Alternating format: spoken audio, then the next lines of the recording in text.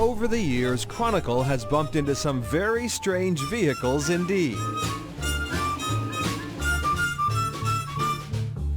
In our hunt for automobiles, our research turned up this old yellowing pamphlet. It tells the story of a man with a magnificent obsession, one he endowed with a very noble name, Sir Vival. The future of this futuristic car was predictably short. It was an idea whose time had not yet arrived. The Sir Vival, certainly one of the oddest chapters in the annals of automotive history.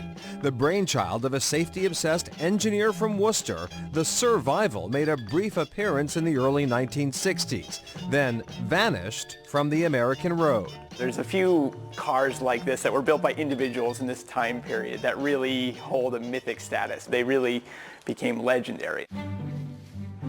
Evan Ide is an automotive historian, a specialist with Bonham's Auctioneers, the premier international auction house for collectible motor cars. We hold the record for the most expensive car ever sold at auction. And just for curiosity's sake, that was Around $37 million for a Ferrari GTO, 1963.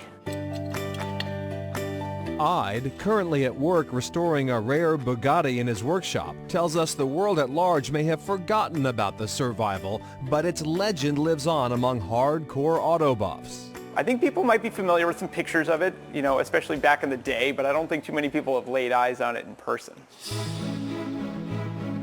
That's right, Sir Vival still, well, survives. To find it, we travel to a long-shuttered Hudson car dealership out on Route 140 in Bellingham.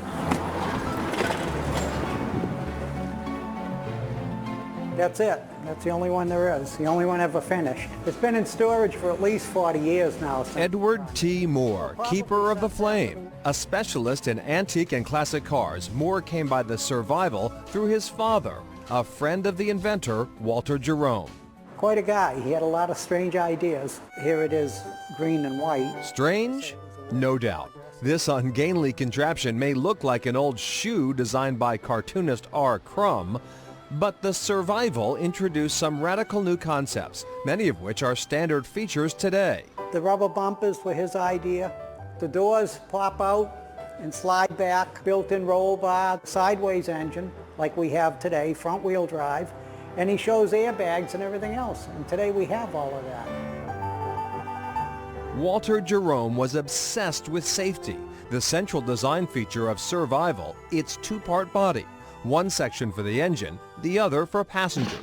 Its front engine section was separate from the passenger compartment to keep the motor from ramming into the front seat during a head-on collision. For steering, the whole front end swiveled on a pivot joint behind the front seat. If you had an accident or hit anything, it would articulate and absorb the energy from that accident and slide out of the way like a Dodger.